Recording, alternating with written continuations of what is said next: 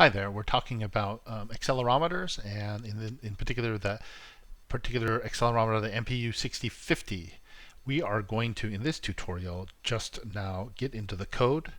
In the last few, we've hooked up, soldered on the headers, hooked it up, talked about a little bit of what we can do. Now we have to install a few libraries to use this particular model, this particular accelerometer. And basically there is this really nice library written for it, J. Roberg, and you can download it if you want from his GitHub page here. You can see the address there. And what I've done is I've just extracted, because I think he includes a lot of different it's basically kind of a meta library for a lot of different sensors.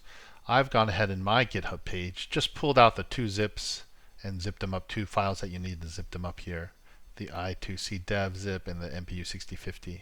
Okay, so if you want to go to my GitHub, you can, elo sign MPU6050 underscore Excel. And also this includes a simplified version of the example code to basically just get XYZ. We're just interested in, at least in this, in what I'm in my project and these sets of tutorials, I'm just interested in getting XYZ readings. There's a lot of different data you can get from it.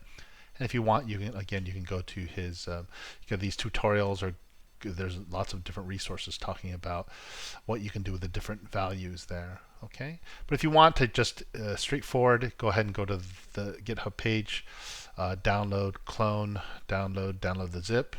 All right, and you'll have it there. Well, I'll go ahead and do it then. Download the zip. All right, and there we go. We got that. All right, go ahead and find where you've downloaded the file.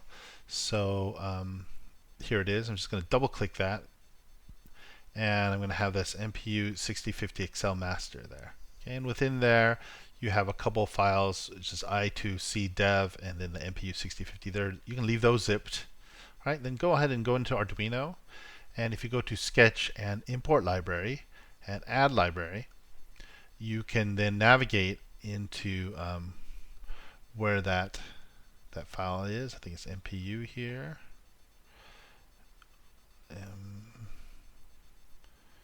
MPU.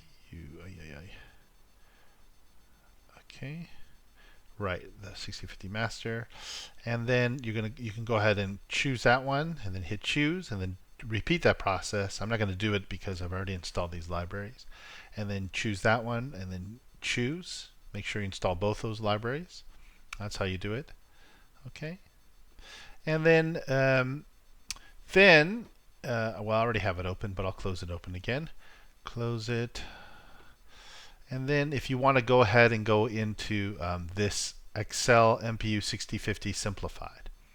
Okay, go ahead and grab that. So basically I've taken the existing exercise examples from Mr. Roberg's kit here, and you can find the full example in his examples folder if you've downloaded his whole library. He has an examples folder, but I've taken it and I've just kind of simplified out. I've gotten rid of some of the stuff we don't need because there was a lot of code. Because in this case, I really just want XYZ.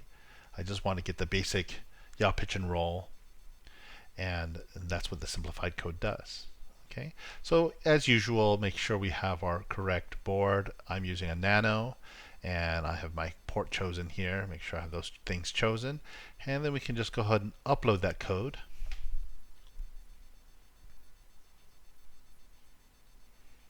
It takes a little while.